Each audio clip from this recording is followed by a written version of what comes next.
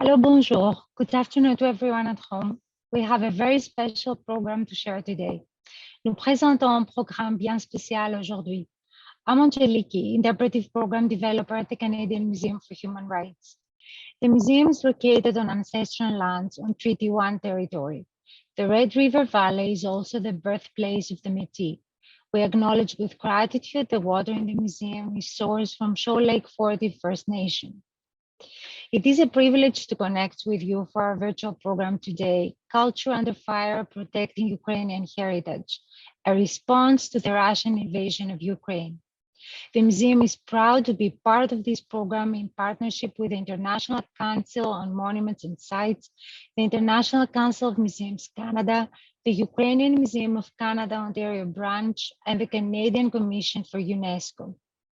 Now we will hear short remarks from Natasha Power-Akaye, Ambassador and Permanent Delegate of Canada to UNESCO, followed by Aisha Khan, President and CEO of the Canadian Museum for Human Rights, and finally from Christophe Rivet, President of ICOMOS Canada. Thank you, Angeliki. Good afternoon, Vice Minister, ladies and gentlemen. And let me say, as Canada's ambassador to UNESCO, I'm very honored to have been invited to speak to you today, just to open this extremely important event on an extremely important issue. Let me start by just mentioning that Ukraine has been close to my heart and has been the subject of my career for the most part over the past 20 years. Cultural property and its protection has also figured very highly in my work. And this is my second time at UNESCO dealing with the issue of how to protect cultural property in times of armed conflict. It's a very sad situation that brings us together today, but there is hope, and there is hope in that Ukraine has shown absolute dogged determination to defend its territory. Ukrainians have been stalwart in this effort, and the international community is engaged in trying to help. And there's a lot to be done, but we're off to a start, and we can do more, and we will have to do more.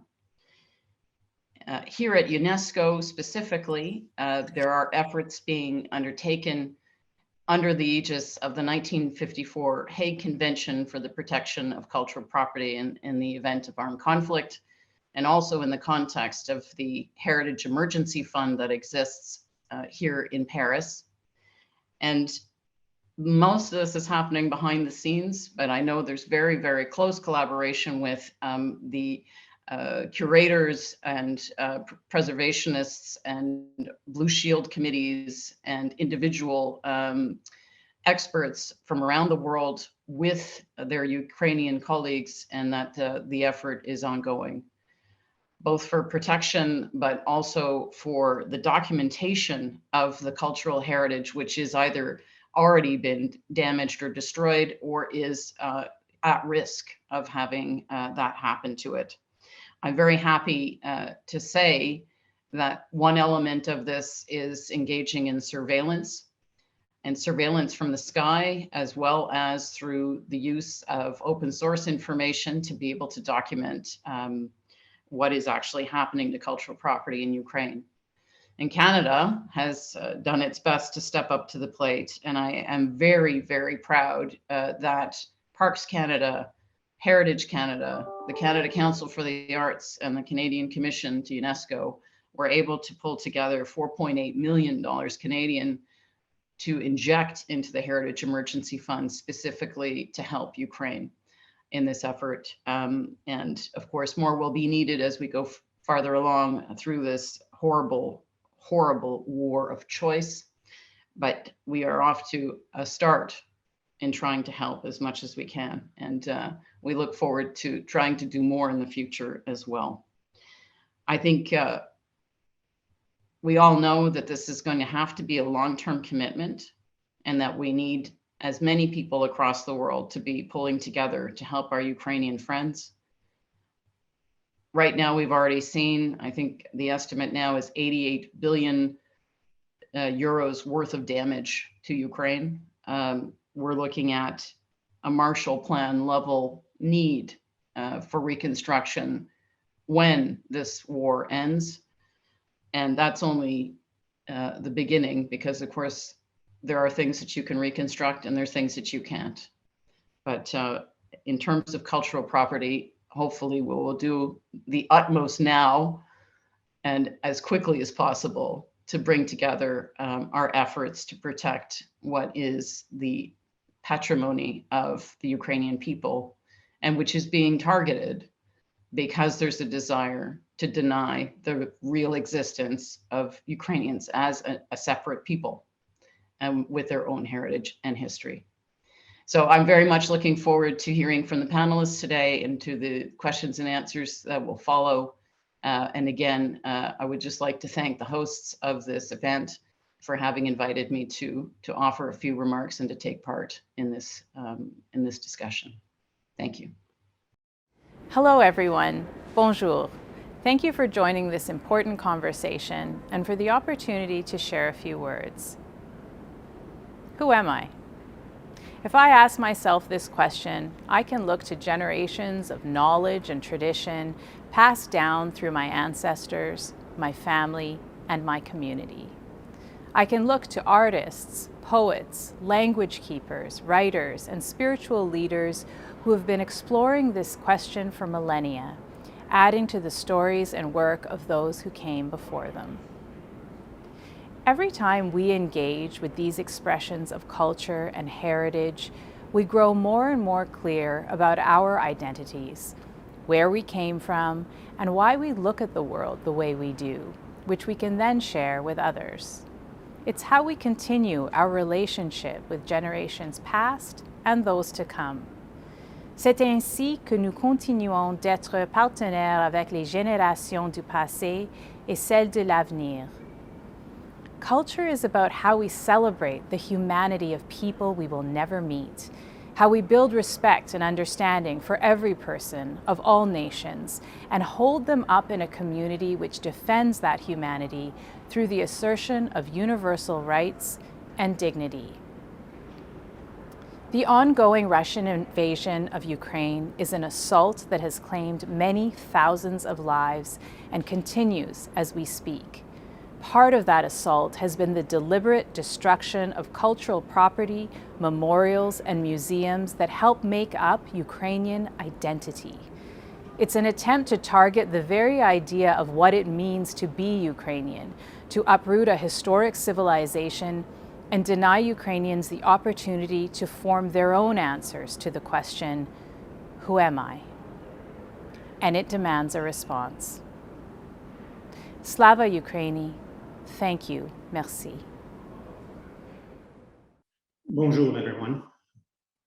On behalf of Ecomost Canada, it is my pleasure to welcome you to this critical conversation that we were able to jointly organize with the Canadian Museum for Human Rights. This is a critical conversation because, as you will note in the nature of the exchange that we'll have today, from voices from here and elsewhere, and Ukraine directly, this is about what affects people in their soul. This is about identity that has traveled centuries, millennia, continents, and territories with a great diversity. This is the nature of what human rights look like when we talk about an attack on things like cultural heritage. We also have to acknowledge that our own story here in Canada is one where communities have been affected, Indigenous communities in particular. And as we convene in this virtual space, I wish to invite you to acknowledge that reality as well. So as we're joining from many different places, we need to acknowledge that we are situated on the traditional territories of a diversity of nations of Turtle Island, also called North America. And I myself am speaking to you from the traditional territory of the Anishinaabe Algonquin here in Ottawa, Canada. We are grateful to Indigenous nations, communities, and peoples who have protected and cared for these territories for thousands of years. These lands, many of which are treaty territories, remain home to Indigenous nations and peoples. We acknowledge that the cultural heritage, which includes both tangible and intangible heritage of First Nations, Métis, and Inuit peoples, have been purposefully and systematically threatened, destroyed, suppressed, and wrongfully taken by settler nations through various means, including assimilative policies and practices. As stated in the United Nations Declaration on the Rights of Indigenous Peoples, First Peoples have the right to practice and revitalize their cultural traditions and customs. They also have the right to manifest, practice, develop, and teach their spiritual and religious traditions, customs, and ceremonies. The right to maintain, protect, and have access in privacy to their religious and cultural sites. The right to the use and control of their ceremonial objects, and the right to the repatriation of their human rights. As we reflect on the history of these lands, we recognize that we all have roles and responsibilities in the process of truth and reconciliation. We all have responsibilities to one another, to the land, to our values, and to future generations. And this acknowledgement is a reminder of our responsibilities. We need to commit to education, meaningful dialogue, and action to enact real change and contribute to a future where Indigenous cultural heritage and peoples are not only respected, but recognized for their incredible knowledge and cultural worth. If you wish to state your own land acknowledgement before speaking, you're welcome to do so. But this acknowledgement is also a reminder of what is happening in many parts of the world, and currently in Ukraine, which is today's conversation. These direct attacks on cultural heritage have profound consequences on the well-being of communities, on the identity of those communities, and on the ability to express resilience in the face of terrible circumstances. And I'll conclude my remarks by highlighting the incredible work of our Canadian professionals, who together have come to create a coalition between civil society and government in order to help most effectively and most directly our fellow citizens in Ukraine, as well as our fellow humans in Ukraine. I invite you all to visit our ICOMOS Canada webpage in order to see how you can directly help. In the meantime, I'd like to also introduce Marcy. She is an award-winning journalist, and she's the host of Information Radio on CBC Radio One in Winnipeg. Marcy Markusa won a Gabriel Award in 2012 for hosting Resolve, a CBC Radio One special. She is the 2016 recipient of the YWCA Winnipeg Women of Distinction in Public Relations and Communications. Thank you, Christophe, and thank you everyone for your comments today to set up our discussion this afternoon. It's my pleasure to be your moderator. And welcome to Culture Under Fire, Protecting Ukrainian Heritage, our panel discussion live from Winnipeg. I should say good afternoon, good evening, depends where you are in the world today, and those joining us from Ukraine, from Brussels, from The Hague, and hello to everyone who has made time to be here for this discussion today. I, like others who have spoken already this afternoon, cannot say it's a pleasure to welcome you to this discussion. I wish there was no need for it. It has been horrifying to watch in real time in the Russian invasion of Ukraine. As a journalist, the ability to directly connect from Winnipeg, where I sit, to people who are living this experience and trying to survive this has been sobering. Manitoba, where I live and I sit, is Treaty 1 territory and has been mentioned traditional lands of the Anishinaabe, Cree, Oji-Cree, Dakota, and Dene peoples in the homeland of the Métis. It is also home to 180,000 Ukrainians. And if I may speak very briefly and personally for a moment, my family is included in that number on both sides. My maternal grandfather came from a small farming community outside of Lviv. My Dito immigrated here. He lived with us when I was a child. I have childhood tapes speaking to him and trying to interview him. And he talked about war, and he talked about land, he talked about culture, and he encouraged us to learn as much Ukrainian so we could celebrate that culture and understand that depth of identity in my own family. We made Pesinka. I danced for 18 years. I watched my mother fumble away. She couldn't sew much, but she lovingly embroidered and stitched my blouse for dancing. When this war broke out, I sat with my parents. I felt a pull to go through documents that have been looked at throughout my life, but there was a pull to see them now. Where were we from? What did the birth certificate say? What is this photo of my grandfather? Where was it taken? And that leads us into today. Some of you come to today with your own links to Ukraine and your own personal family, histories, artifacts, documents. Others come to the conversation with no family connections to Ukraine, but with a shared human horror at what is unfolding daily, and with an appreciation and a love for Ukraine's culture and heritage. So thank you all for being here this afternoon. We will be in discussion until 1:30. I'm about to introduce our panelists. I'll ask panelists to turn on your cameras when I make the introductions. And we also will leave plenty of room for questions as we want to interact and engage over these important issues this afternoon as we consider what we're talking about and its ties to identity of people and human rights. Questions can be dropped, as it was stated at the beginning, into the Q&A, and we'll get through them throughout while the panelists are speaking, but we will also share a portion of the back part of our time, which will be from about 10 to 1, I'm hoping, until the end at 1:30 for full question and answer session. So let's welcome our panelists. We begin with Dr. Bijan Rouhani, an internationally recognized expert in the field of risk and damage to archaeological sites and monuments from disasters and armed conflict. Dr. Rouhani will join us via video in a moment, a video message. I'd like to welcome live Dr. Kateryna Chuyeva, the Vice Minister for Culture and Information Policy for Ukraine. Dobry den to you. Hello. Good evening, everyone. Good afternoon. I'd also like to welcome this afternoon another panelist, Teresa, Patrício, an architect and scholar who is the president of the International Council on Monuments and Sites. Hello. Tamara Ivanochko Haney is also with us, the administrator at the Ukrainian Museum of Canada, Ontario branch. Hello, Tamara. Hello. And we had hoped we may be joined with a panelist from the International Criminal Court who was unable to join us given what is unfolding today. What a time to be having this conversation with this global community. As mentioned, we begin this afternoon with a pre-recorded video from Dr. Rouhani. He couldn't be with us. He wanted to share some reflections on why we should be thinking about cultural heritage during war. There may be some people questioning the focus, given that currently, as we speak, lives are being lost. Here now is the video message from Dr. Rouhani.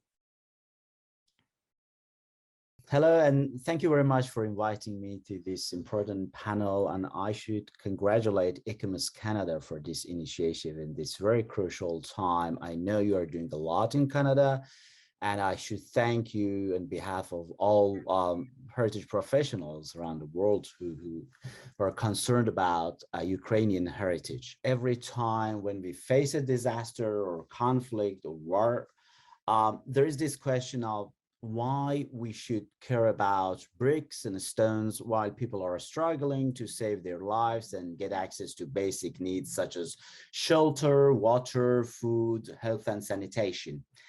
Of course, people and their lives and needs come first, but culture is also a basic need of human beings. It is about people's history, identity, memory, and our place in the world. Cultural heritage is an important element of social cohesion. It comprises intangible aspects such as traditions, knowledge, values, customs, and other aspects of our lives. Tangible and intangible heritage are linked together, and attack on one is usually accompanied by assaults on the other. Also, heritage is a source of inspiration and hope, and a driver for development, resilience, and recovery. Protecting cultural heritage, we believe, should not be delayed, as it is also a human right issue. The right of access to and enjoyment of cultural heritage is a human right, and it is recognized by international law. Almost in every conflict and crisis, there are people who risk their lives to protect and safeguard their cultural heritage. So you've given examples as to what it means to consider cultural heritage as a kind of conflict, but can you elaborate a bit on why it would be targeted specifically? Always cultural heritage, I mean, throughout history, cultural heritage has been destroyed and damaged in different ways. First and most, as you said, heritage is sometimes unintentionally damaged if it is located in a conflict scene, and they call it an incident or collateral damage. But there are occasions when cultural heritage is targeted for different reasons. Sometimes it is targeted as it's a military objective, like when it is justified by an army as an imperative military necessity to attack a cultural property. The second protocol to the Hague Convention, the 1999 second protocol of the Hague Convention defines military objective, and let me read it for you. So it says that cultural property has, when it becomes military objective, that cultural property has by its function been made into a military objective, or there is no feasible alternative available to obtain a similar military advantage to that offered by directing an act of hostility against that objective. So this is from military perspective. But according to the same convention, this must be the last choice. This cannot be the first option. This only can happen after you have examined all other options and alternatives. But the cultural heritage is targeted for other reasons as well, such as for its values. We have witnessed plundering, looting, and illicit trafficking of cultural properties and works of art during the armed conflicts because of their economic and monetary values. So they can also generate income for terrorist and criminal networks. On more serious occasions, cultural heritage destruction is part of cultural cleansing campaigns. So heritage is targeted based on ideological, ethnic, and social tensions or conflicts. This is also, we can call it propaganda destruction of heritage, which usually fuels more violence and conflict, because when you destroy someone else's heritage because of your ideology or in an ethnic conflict, obviously it leads to more violence and more conflict.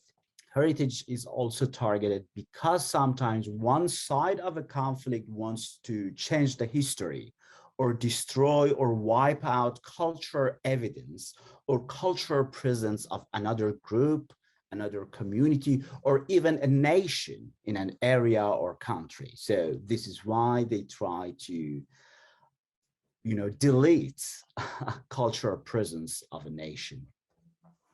Therefore, I can say monitoring heritage destruction in these cases are crucial from international legal and human rights perspective, as this can be categorized as crime against humanity and a war crime. So this sounds like it's setting the stage for a very complex world of actions to try and protect and to try to preserve these elements. So international law will put restrictions on access and use of those spaces, but it does happen. And I think your experience would be extremely valuable to share with our audience. Can you explain, based on past situations, what can be done in terms of protecting cultural heritage during a conflict? We hear a lot about reconstruction, but can you say a few things about what can be done during the conflict? First of all, I think all nations and countries should understand their legal duties and legal obligations. Countries are encouraged to sign the 1954 Hague Convention and its two protocols, and as we know, it is an exclusive international convention for the protection of heritage during armed conflict. And once they sign that convention, they have to carefully obey the convention and its regulations, which means respecting and safeguarding cultural heritage in times of conflict and refraining from targeting cultural heritage. They must respect other international humanitarian laws for the protection of of course, civilians and their cultural properties. But then there are preparedness measures and preparedness measures under the same Hague Convention and other international documents for heritage protection, such as having an inventory of cultural heritage resources and having emergency plans for first aid, stabilization, evacuation, and removal of important heritage properties. Another thing that nations or heritage authorities can do is documenting damage to heritage, as it is crucial. It's a very crucial step. It is absolutely important for prioritizing emergency response to heritage and starting recovery and reconstruction process, because if we don't have enough information and data about what has been damaged, how it has been damaged, and what is needed for response and recovery, we cannot prioritize our actions. But it is equally important, I mean, documentation is equally important for collecting evidence of war crime or other forms of violation against cultural rights and cultural heritage. Because as we know, deliberate destruction of cultural heritage can be a war crime, but to take it to an international court, you need evidence. So documenting heritage destruction is an important step for legal actions. We know that protection and recovery of cultural heritage in times of conflict is a very difficult and usually long process, and there are all different types of challenges. The question of safety and security of staff and heritage professionals, and of course community. Also the lack of resources such as funding and technical and human resources. These are all challenges that a nation that is under attack can face them. But then there is also a question of how to protect and what and how to reconstruct, which is a very challenging question from theoretical, social, and economic perspectives. I believe lessons learned from other conflicts and disasters should help a nation which is experiencing conflict. But I also think that support from international heritage community, exactly the support like what ICOMOS Canada is providing, is absolutely necessary for people under attack. People who are struggling with their basic needs and saving their lives should not be left alone. I think it's a duty for all of us in heritage community. Thank you very much to Dr. Rouhani to open up our discussion today with a lot to think about, and Christophe also obviously involved in that. I want to start with a panel question for Dr. Chuyeva, who is in Ukraine. You're on the front lines of this effort to save Ukraine's cultural heritage. Can you tell us what you're seeing in that regard? Dear distinguished guests, dear colleagues, first of all, thank you very much for this possibility to share our experience.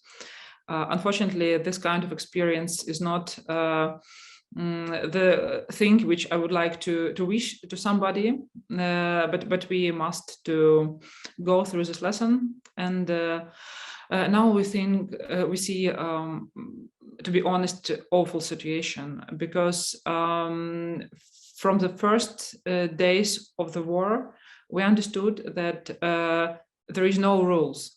So there is no any conventions work. There is no any rules concerning cultural heritage or human rights in this war.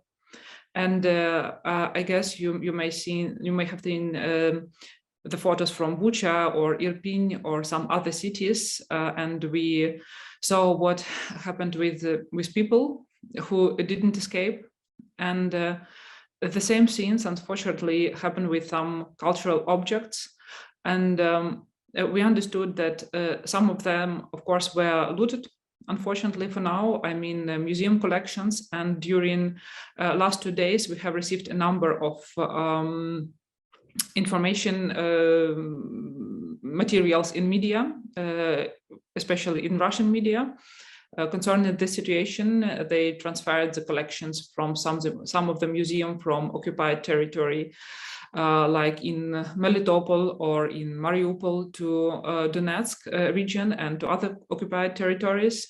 So we understood that, unfortunately, Ukrainian people will see this museum treasures maybe. We do not know if it happens during our life or within the next few years. Because it was not the first time when Russian power, the Russian authorities, it was during the Russian Empire time or Soviet period when a number of museum objects were took out from the Ukrainian museums and transferred to Russia or sold somewhere else abroad.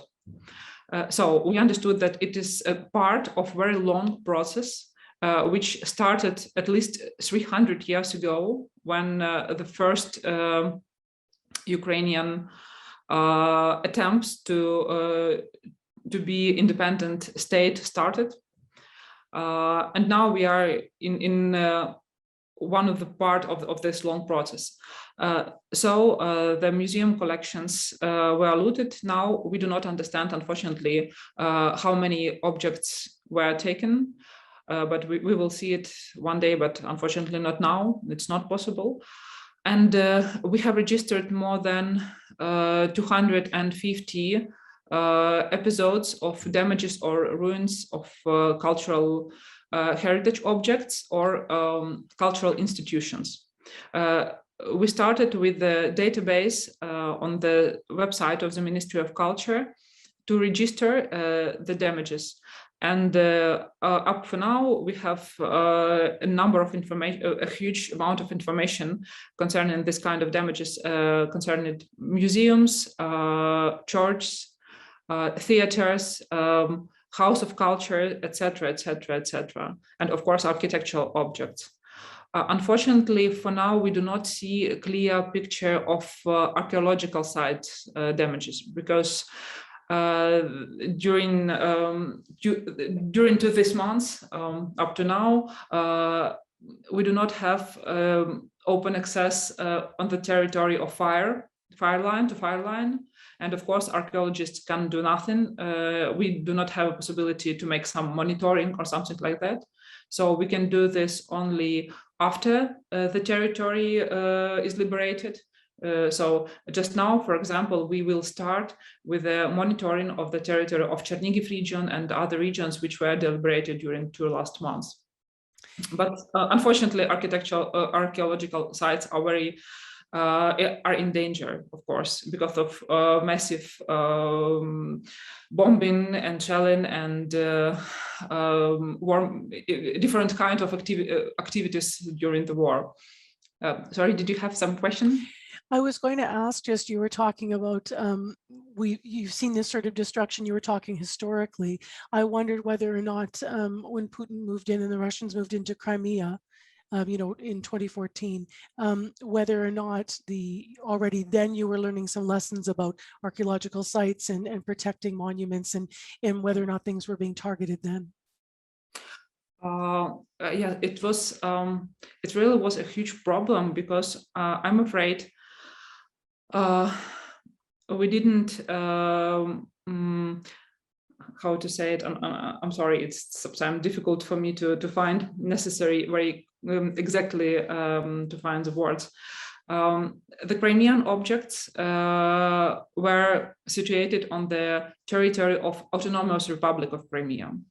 And from time to time, of course, we have close contacts with Crimean authorities and Crimean cultural institutions. For example, when prepared the nomination dossier for UNESCO for Chersonesus Tauricus, one of the objects from Ukrainian list, inscribed objects in the list of World Heritage list, sorry.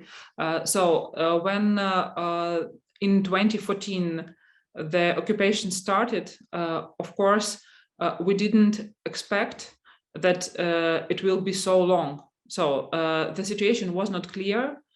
And unfortunately now, we also were not prepared in the way we really need, because it was unclear, for example, that the attacks could be so massive. And for now, we even do not have any safe place on the territory of the country. So for evacuation processes, for any kind of processes which connected with cultural heritage protection, it's very dangerous to do anything. To do everything. So. We do have a question from someone for you, but I'm going to hold it only for a moment to introduce our other panelists with some additional questions. Thank you, Dr. Chuyeva. I want to turn to Teresa Patrício, apologies, to talk a little bit more about culture and heritage being targeted during conflict. Dr. Rouhani used the language culture cleansing campaign in trying to determine whether or not things are being targeted. Can you talk a little bit more about concerns about that, and how you determine if something is destroyed because of its inevitable collateral damage, or if it's targeted deliberately?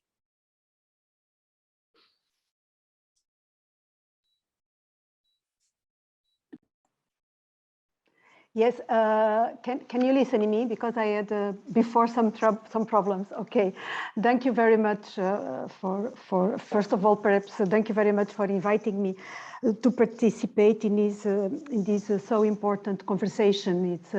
It's really very important that we share our concerns. So if I understood your question is, when is the destruction of cultural heritage considered a crime? The question has a legal character. I think Dr. Rouhani introduced a bit of the subject, and very well, he is the specialist for ICOMOS on these matters.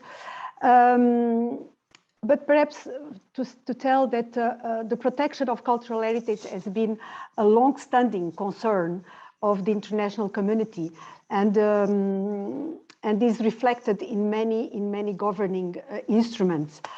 To give you a few examples, perhaps to give a little bit of historical idea of the evolution of these documents, we have references in the international military courts from Nuremberg already in 1945. We had also some documents for the International Crime Court from the former Yugoslavia in '93. We have also documents about the Court of Cambodia that starts in 2007, all of which have jurisdiction over particular crimes related to cultural heritage. So deliberate attacks on cultural heritage are century-old practice, but remains unhappily a characteristic of modern conflicts. And very recent examples of the 21st century, we can include for the destructions of Syria and Iraq, particularly those with the strong symbolic and religious significance. We had attacks on mausoleums and mosques in the Middle East and in Africa. But these events drawn really the world's attention to the crimes against cultural heritage. So it is a crime, normally it's a crime against humanity, to destroy cultural heritage by a deliberate attack, except, as Dr. Rouhani make reference in his intervention, where is a collateral damage, and those that are determined to be because of military purposes. But the root cause of many conflicts is related normally to the identity of the community. And in most instances of deliberate destruction of cultural heritage, so the target of perpetrators is not the heritage of itself, but is rather the attack to the communities, to the persons from whom the heritage is of very special significance. And this reveals a clear discriminatory and a clear persecutory intent against the target cultural groups or even against the international community as a whole. So the International Court of Crime, and perhaps I would like to quote a definition that is important perhaps for the discussion today, and I quote, the International Court of Crime recognizes cultural heritage as a broad concept which incorporates both tangible and intangible expressions of human life. Crimes against or affecting cultural heritage have an impact on our shared sense of humanity and the daily lives of local populations. So, end of quote. So the destruction of a monument as well as the obstruction of a sacred ritual place within a community can be regarded as a crime against humanity, and because it is discriminatory, persecutory, and against the basic human rights, and many times also against freedom, even freedom of belief, which is one of the fundamental human rights. Thank you for that, Teresa. I know that the question that was in that I was mentioning I would return to that came from, oh, it's been answered, I believe. So there was a question around whether or not the museum collection databases have been saved on servers outside the conflict zone. And Kateryna, Chuyeva, I'll share your response because I see it here. Not many of them you have shared. The institutions and donors are doing their best to keep up. So that would be a big question. When you think of the past when we wouldn't have had that opportunity now, the urgency to try to get those databases outside of the zones, especially in recent weeks, would be, I suspect, of more urgency. In Canada, with us today on panel is Tamara Ivanochko Haney. In the work of your museum, I know, Tamara, I told you I would pronounce your name wrong once. I apologize. No, it's fine. It's good. Highlights the culture of Ukraine to Canadian audiences. What have you been focused on here during the invasion? I think a lot of Ukrainians are wondering what we can do to maybe support. It's the Ontario branch of the Ukrainian Museum of Canada is we're in the process of preparing an exhibit that unfortunately rings quite poignantly. It's an exhibit of a particular sorochka or a chemise that's done in a small area of Western Ukraine called Borschu. They are predominantly embroidered in black. It's very popular. They're just stunning pieces of art. And one of the theories about why they are done that way is the fact that there is a story that when Ukraine, the Borschu area was attacked by invaders, and all of the men were killed, the women decided to embroider only in black for 7 generations. So there's other theories, but the poignancy of that for us was just heartbreaking. We are trying to do education as much as we can. We have received a brand new audience of people coming in wanting to know about Ukraine and Ukrainian culture. We are doing our best to reach out to people that we know in Ukraine. We have a lot of contacts there. We were in the process of organizing a museum tour for our museum members to visit museums in Ukraine. But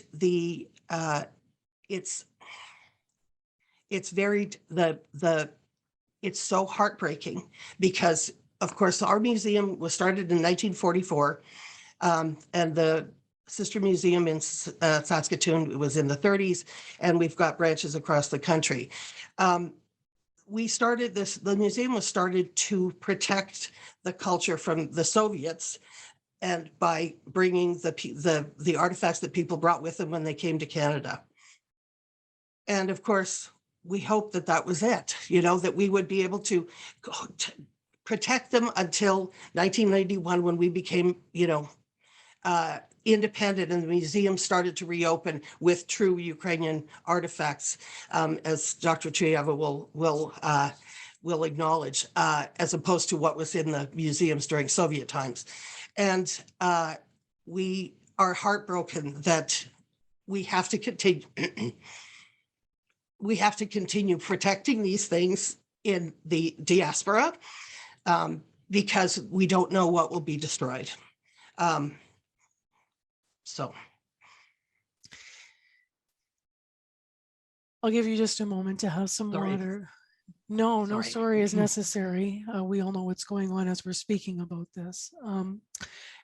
Can you tell us more about the Canadian Coalition to Safeguard Heritage right now? I was doing an interview earlier this week, and I understand that the response is quite unique in the way of how many, this coalition that is getting involved to try to respond. I'm very pleased to have been included and brought into that as our sister museums. It is a coalition of cultural heritage professionals from across the country that the ICOMOS Canada, ICOM Canada, the Canadian Conservation Institute, there's many, many more, which I don't want to list because I'll forget some. But it is a huge number of, and a vast representation across the heritage community that is being involved in this. There's a lot of different initiatives, some of which, for example, there's an effort to gather 6,000, I think the number is 6,000 now, 6,000 fire extinguishers, which, unless you work in a museum or in an archive, you wouldn't think would be something, that's, for houses when they get bombed. But if there's any way for an artifact to be saved by the use of a specific kind of fire extinguisher, those are the types we want to be sending to Ukraine. There's also like fireproof wrapping that we're hoping that we'll be able to send to wrap up some of the artifacts that are too large to store somewhere safely. And there's it's amazing the response from across the heritage community to this coalition, and it's very humbling. Kateryna, Minister Chuyeva, I'm wondering,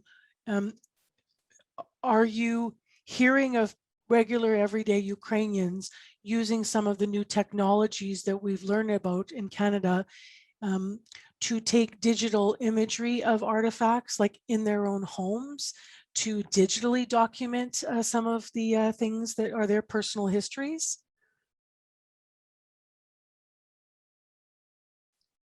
I believe you might be muted. Sorry, I'm sorry. It's okay. Fortunately, I didn't receive this kind of information, so I'm afraid that a lot of people, unfortunately, do not have any possibility or any time to do it. Even when we have started with our database, we also proposed, for example, to citizens to make some kind of photos or videos of damaged objects, for example. But we understood very fast that only specialists are really interested in this kind of work, because it just like they cannot not to do it, how to say it.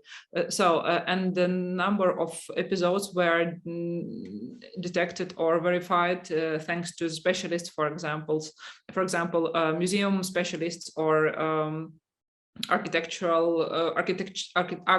or somebody else who are interested in the heritage sphere, and so they just made the photo and sent us. We discussed some kind of this. For example, with Blue Shield Denmark, we have discussed some ideas for this kind of application. For example, mobile application, which allows to do such things. But we do not know if it will be popular, because the basic needs are not covered here, and in many situations, and in the place where numerous objects are situated, for example, the people do not have possibilities to do it.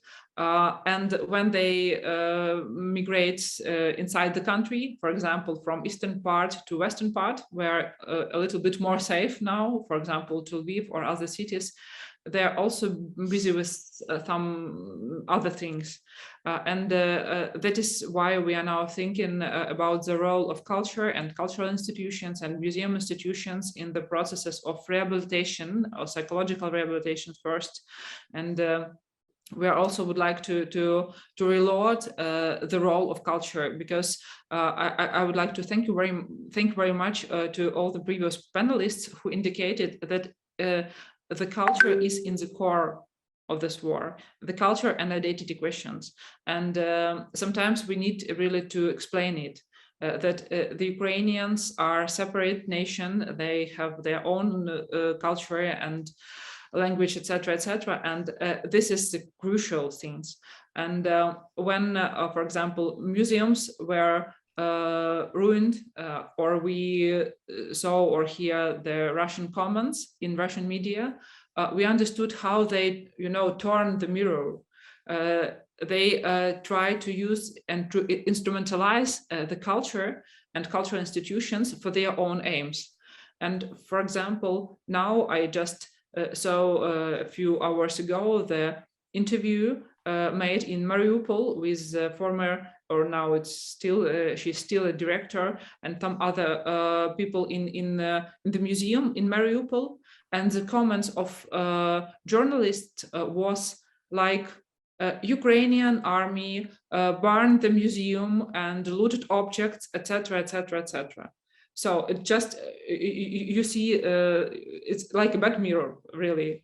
And unfortunately, in this situation, many people even do not think about their home archives or something like that. And we would like, of course, and we also very interested in detail. I have indicated when speaking with my colleagues, for example, from Chernihiv, they spent a few weeks under very massive shelling. And when we started to discuss with them some questions, some topics on cultural heritage protection, they just told, sorry, stop, but people first. And then maybe in few months or weeks, we will return to our main job, but now people first. And I think it's a trend in the society. So now it's like 2 or 3 weeks when the Chernihiv was deliberated, and they now are returning to this more normal life. And they also started, for example, to help museums, etc. But a few weeks ago, it was completely another situation. So. I want to ask a question of Teresa. It's not my question. Now I have a number of questions in the queue to people interacting, and thank you for that. You had mentioned when you were speaking tangible, in the idea of Teresa, tangible and intangible. So the question is whether or not you could speak a little more to current efforts to safeguard intangible cultural heritage in Ukraine alongside tangible cultural heritage. What's the distinction between the two, and can you speak to some of that? I'm not sure who should, that should probably go to, even though Teresa, you mentioned the concept, maybe both of you want to speak to that. What's the difference between the two, Teresa? How do you distinguish first? Well, I prefer not very much to do big distinctions because they are very important to each other. They live with each other. So it was the reason before we were talking many times about, in French, we told les biens culturels, the heritage, and now we are talking about cultural heritage because cultural heritage have these components together, le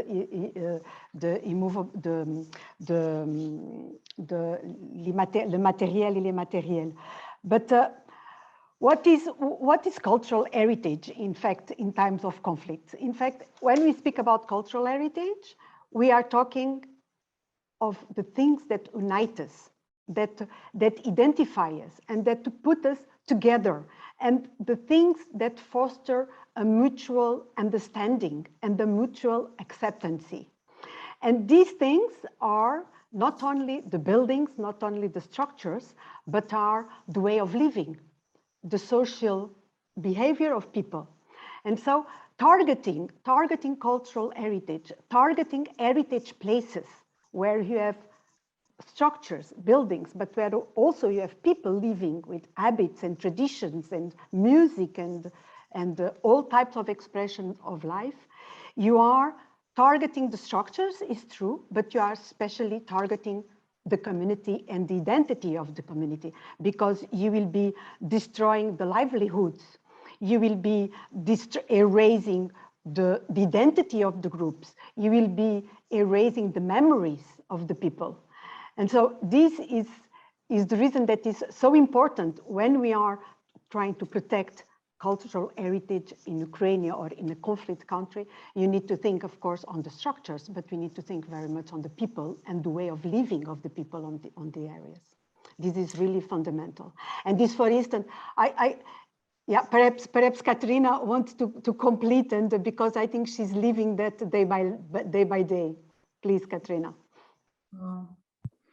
Yeah, thank you.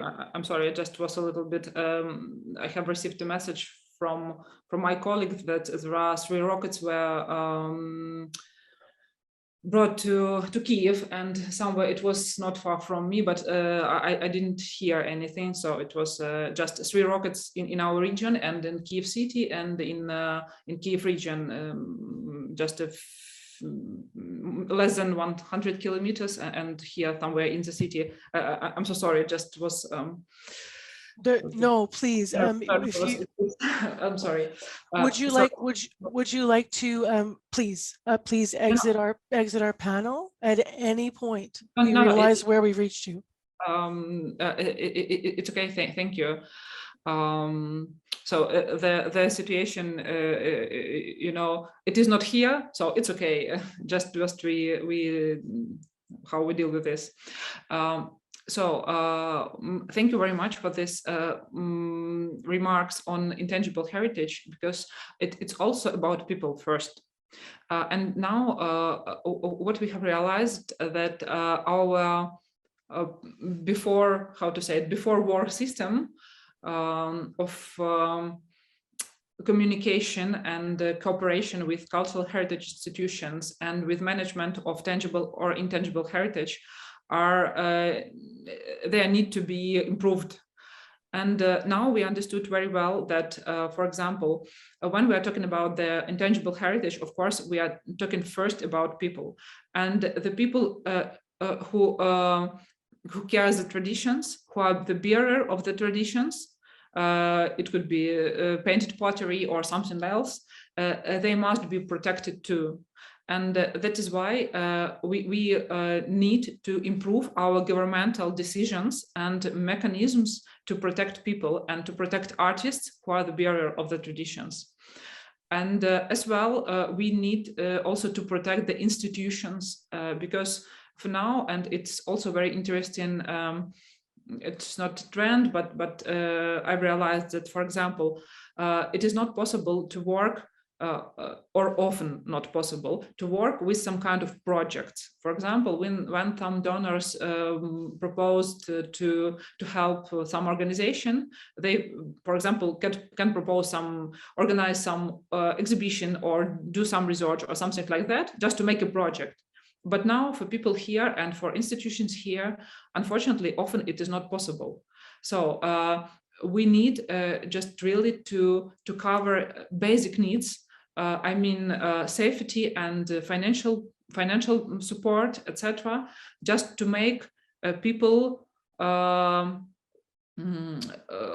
to say it, to improve their resilience, to make it more strong and to make it balanced psychologically, because a number of people do not have any possibility to live in the country. For example, some artists or some specialists. You may know that for now it is prohibited to leave the country for the men before 60, and for some categories of, for example, workers of the governmental structures, etc. And of course, a number of museum specialists are staying and stand with their collections and museums here. And all of them need some kind of support. Taking into account that, for example, today I also have received from my colleagues here from Kyiv an information that the budget of salary were cut for 60%. It means that the number of people will not receive even €100 per month during the period, and we do not know how long it will be. So we will have a problem with staff, because a number of these people will try to find another job or to go abroad to find some fellowships or something else just to support themselves. But all of this is about people first, and the institution and the collection and second, because without people we can do nothing. And that is why we are now just try to rethink and to reload our types of cooperation and our, how to say it, relationships between government and institutions and specialists. And of course, a very important moment, we will try to do it.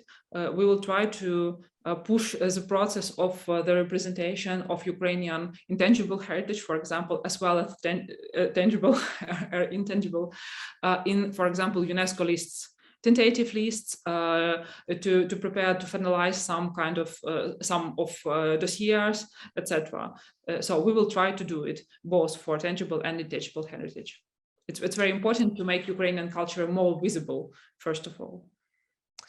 I'm a couple comments. Thank you for this. In the chat, I just want participants to know, and while I can't see everyone, I know there's more than 100 people with us today. People are sharing links to helpful upcoming events. I just want to point out and to sharing information on things that they're hoping might help from here and all around the world. So please, just reminding people to look in the chat and into the Q&A as well. There's some links shared. There's information about a database recovery, for example, and storage of Ukrainian archival material that has been shared there. There's some background reading as well. Doug Evans was talking about some guidance papers for conservators in Ukraine to use, which are being translated right now on some websites as well. And Suchko has been raised, an international volunteer organization that's saving digital content from websites of Ukrainian heritage institutions as a backup in case that it helps in evidence, in case websites are taken offline. Are we seeing that? I don't know who can address that yet. Are we seeing a digital attack yet? Tamara, you've got your hand up. I just wanted to add, there's another couple of, the American Folklore Society is also in backing up a whole bunch of music and archives as well.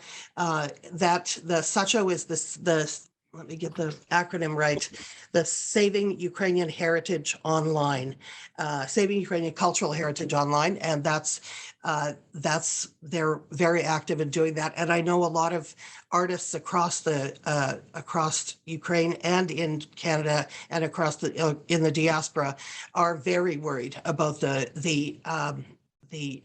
cyber attacks.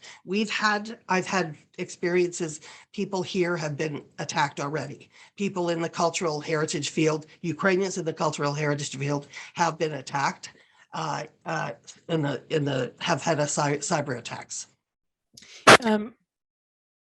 Did you want to weigh in, Kateryna? Oh, you took your mic off. That's the only reason. I'm sorry. I'm afraid I just saw some questions and I missed a little bit a question and answer. So that's okay. Pardon. The question you're answering right now, I think I wouldn't mind bringing into the conversation. It comes from Stephen Fay, I think. And he's asked for you, you talked about artifacts being removed from collections, he writes, and being taken to Russian institutions. He's asked if you're witnessing targeted acts of vandalism on cultural heritage objects like paintings, architecture by Russian troops. Mm-hmm. During almost all this time, we didn't think that it was special targets, I mean cultural objects or institutions, but for now we guess that it is. For example, in in the Kiev region, in the city Bordyanka, on the central square was a monument devoted to Taras Shevchenko. Is situated. It's a great Ukrainian poet, and we saw, for example, that the head of the monument was just shot from from gun machine or something like that. So just the head. And the same situation could be also indicated in some different regions. Of course, we do not have any video or something like that which prove this kind of thoughts, but I guess it could be recognized as vandalism and special targeted objects. In some other situations, for example, in some museums in Donbas region, we have detected, and my colleagues also told me about it. Unfortunately, I didn't have a possibility to visit the museums in this region, but they just show some photo. For example, when the traditional Ukrainian element of costumes or some other details with the broderies were just destroyed, especially, for example, I'm sorry, I'm so sorry for my English. It's difficult Not to at find all. the word. Torn apart. Torn apart. Yeah. Thank you. Unfortunately, we get that the vandalism is also included in the war. I wonder, Teresa, like to that end, I think a lot of us are watching what's happening, at least, and seeing news reporting coming out from various outlets. And when you see, like in Mariupol, they showed monuments to past soldiers and past conflicts, and everything was leveled except like one monument to Russian soldiers and their history. When you look at that, is that enough to say we're already like, is that enough, that image, to make the determination we're already seeing a culture cleansing campaign? It's also very difficult to understand some things because, for example, in other places, the monuments, for example, raised up on the graves of massive graves of the times of the Second World War, for example. It's a very honorable place and place of memorialization.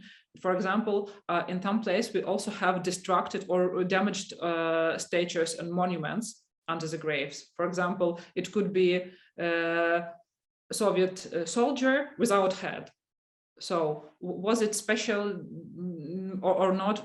Unfortunately, we do not know, but we just fix the situation and collect this information. So it's sometimes it's very difficult to understand what's really happened and why people did it.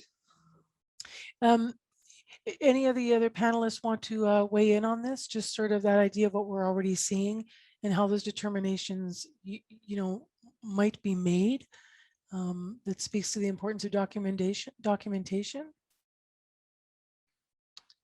Like that image I drew up, that obviously that's where the investigators have to go in after. It's a complicated answer. Yeah. Let's go back to some of our questions from the audience. This question again for Kateryna. We're getting you to answer all the questions. It's special that you're with us today. Can you comment on the state of affairs with the Honchar Museum in Kiev, for example, security and protection of cultural heritage property? Honchar museums. Unfortunately, I can't tell all the details about the evacuation processes. And but what I must say that the museum specialists are real specialists in the country, and this situation just underlined it. And I'm so grateful to my colleagues that they prepared to evacuation or did evacuation processes. It was so wonderful to understand that we can do something to protect our heritage objects. And for Kyiv, for now, the situation is more safe than 2, 3, or 1 weeks or 1 month ago. So for now, I hope, so as far as I know, with the Konchar Museum, all is okay with the collection. But we will check some things, and we will try to understand how to help them. Because unfortunately, a number of the museums have had the problems before the war, for example, with some infrastructure or finance or something like that. So unfortunately, the culture was, the last thing in long lists of governmental needs and decisions. And during last 1 or 2 years, we tried to change the situation and to put the culture in its own place, the main place in our society life of society. And it's difficult. Sometimes it's difficult to explain to our, for example, representatives of different authorities or something like that, that the culture is important, the culture need to be supported, etc., etc. But for now, we have a strong community which learn lessons and try to protect itself. So I hope ICOMOS and other organizations will have a more strong voice, and we will do some very important things for our cultural institutions in this sphere. So the Konchar Museum is okay for now. If some colleagues asked for some help, maybe they have sent some letters to you or something like that, please answer them, because sometimes it's very difficult to receive the questions from the government today. I'm trying to collect all the information, and we have a number of initiatives of our colleagues and volunteers, like our working groups at Ministry of Culture, who collect the member of the groups, collect the needs and connect the donors and the institutions, etc., to find packing materials, financial support, and some other important things for now. But of course, we do not have the possibility to cover all the institutions. We have around 4,000 museums in Ukraine. National museums, museums on the city levels, and a huge number of small museums in different regions. And of course, sometimes it's very difficult to connect with all of them. And of course, we have a huge archives and a huge libraries, and all of them also need support. And we try to collect needs and to help and to do our best in this situation. But unfortunately, I will repeat myself that unfortunately, we was not ready to the total war. It is very difficult. We thought, oh, maybe it will be in Donbass, so we will manage it. We will prepare some things, but it didn't work. We just have to rethink all the mechanisms from the first day of war. So sorry for a long answer. No, not at all. It's as we speak, as you said, I mean, you're getting information about places that are being impacted by rockets that were also felt to be maybe in a safer zone. And even when you think about what's developing this week with some of what Putin has been saying, and the even turning off the gas to Poland. I mean, this has been a week where we're extremely grateful you're joining us. People are asking about the $4.8 million that's going to UNESCO's Heritage Emergency Fund. So I just want to highlight this because this is being addressed. It's in the chat. There's some questions around sort of how that will be used. Like there's some of the ways that has been used through rebuilding in Mosul, in Iraq, and in Beirut. I feel like that's probably a premature question perhaps at this point, but I'm not sure. We're on this side of the world talking about funds to rebuild, but rockets are flying. So I'm not sure whether or not, as these efforts are coming to Ukraine, there's already discussion about where to put the funds. Who wants to tackle that? I guess that would be Kateryna again.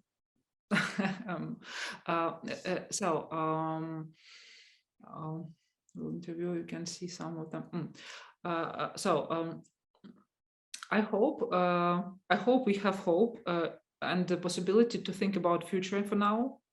Maybe about this Rammstein meeting of the ministers of defense of 40 countries today, and some other things which happens around the situation. But anyway, we must think about future. And we understood now that, of course, the situation will be very difficult for Ukraine and for its people during the next months and years, I'm afraid, because the war is too expensive for all of us.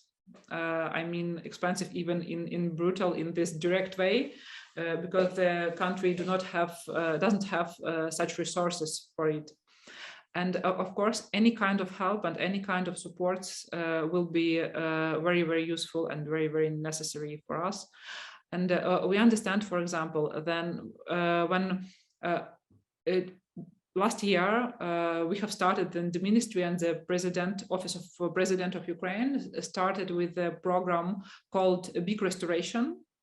And it was the first program when the government decided to restore, for example, let's say 150 important architectural objects in Ukraine. Heritage objects. It was just the first time during the period of this independence during last 30 years. And of course, we have cut all the programs now. We have cut the budget of all the institutions and for scientists, for Academy of Science, and many, many, many other spheres. So any kind of financial support will be used for not only for covering some basic needs for now, but also we can invest. We must invest some resource to the future, to the development of the program, to the changing of the legislation system. I hope we will do it, because it's very difficult to operate now in our situation with this old system. And I hope we will restore all the damaged objects and will improve the activities of the museums and other institutions. For now, for example, just 20 minutes ago, I have received a letter from one of the national libraries, one of I think it's a prominent library, National Scientific Library, which needs, for example, some technique to digitalize its collection. And this kind of needs, this list is very, very long. So we collect and analyze this different kind of needs for different kind of institutions for now, for post-war period. This short period just after the war will end. We hope it will be. And for a long time period strategy too. So the government is working now on this three steps system, and we are trying to find different kind of resources for each steps.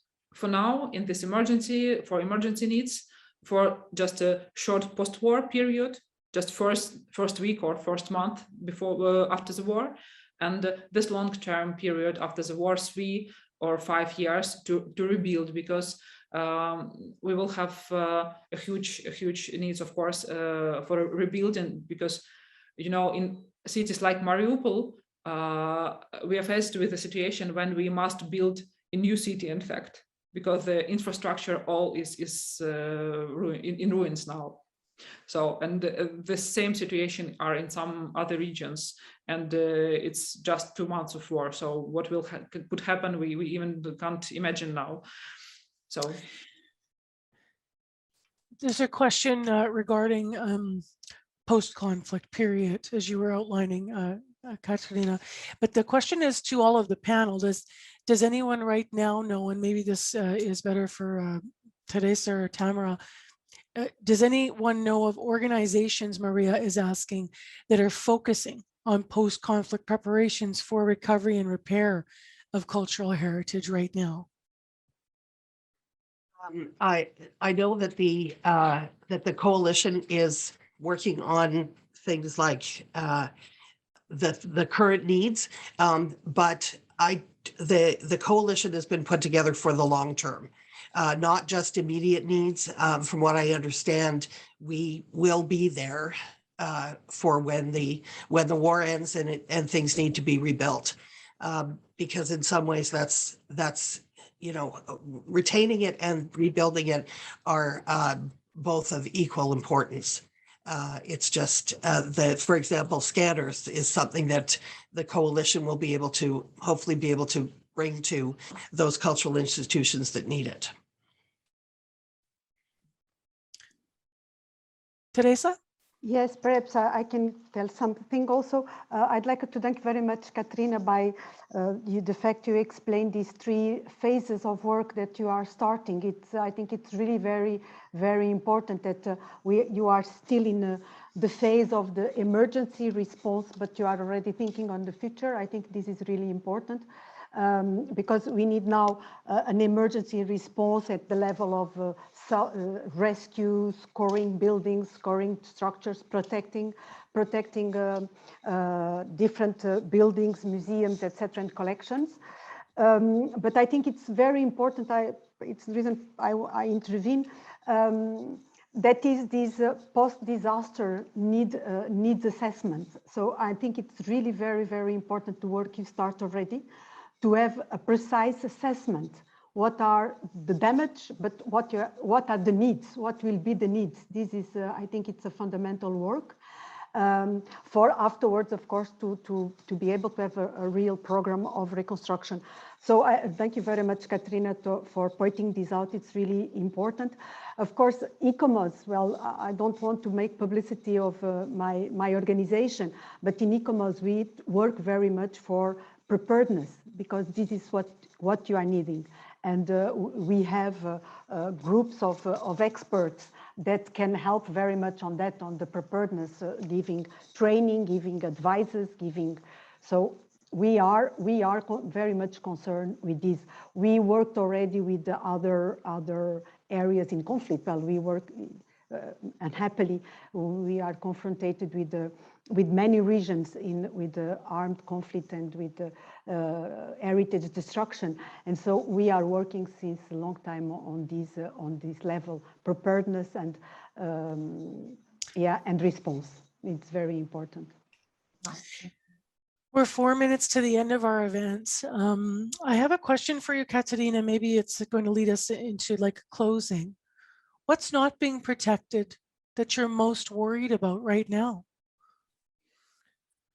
Oh, it's a difficult question, because really I'm worried about all because we are still in processes of evacuation. We are still in processes of digitalization of huge collections which were not digitalized before the war, and many other things. So unfortunately, we have a lot of work to do here, and I hope we will be more strong after war, and we will share this experience, and we understand our strengths and weaknesses, and we will make this experience visible, because it's really very important.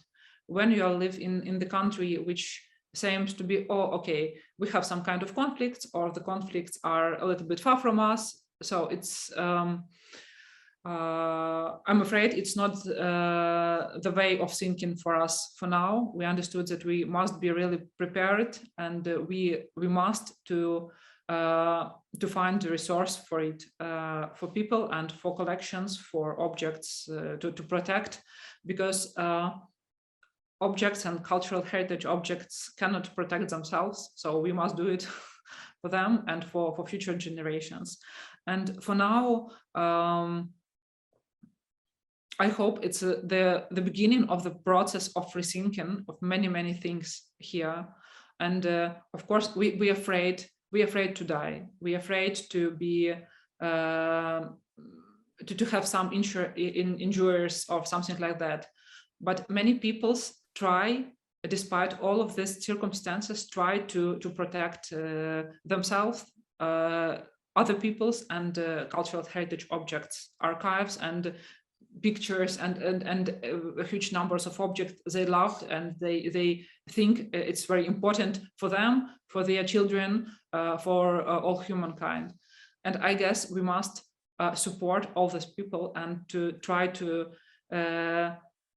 make it to save this experience for next times, because unfortunately I'm afraid that for humanity and for humankind it's not the last war, and we will be more prepared. And I would like to thank all of the organization, international and national organization, the committee of ICOM and ICOMOS and ICROM, and many others who help us, who protect, who try to support, and who may make everything they can to make this world a little bit better, even in times of war.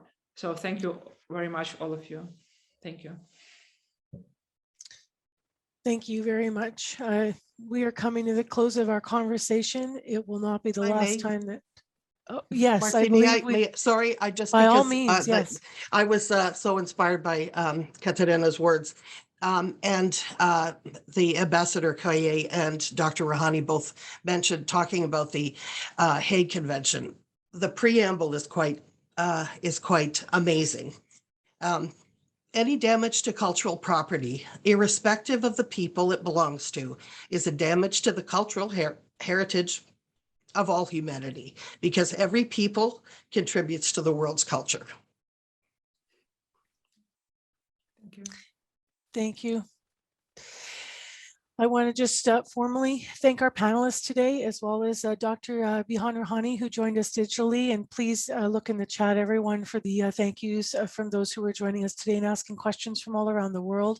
Thank you to Teresa Patrício. Thank you, Teresa. Thank you to Tamara Ivanochko Haney. Thank you, Tamara. As well, of course, deep thanks and gratitude from all of us here. I think I speak on behalf of all of us. Dr. Kateryna Chuyeva, Vice Minister for Culture and Information Policy for Ukraine. What a gift to have you with us today. Slava Ukraina, дякую. Дуже дякую to you. Героям слава. Дякую. Slava. I want to remind those that have been with us today, one of the common questions that we get after gathering is, can I see this in the future, and where can I see this? And so I want to thank everyone for their questions, and all of the panelists. Again, the event has been recorded. It will be shared in future on the ICOMOS Canada YouTube channel as well. You can check for the cloud link.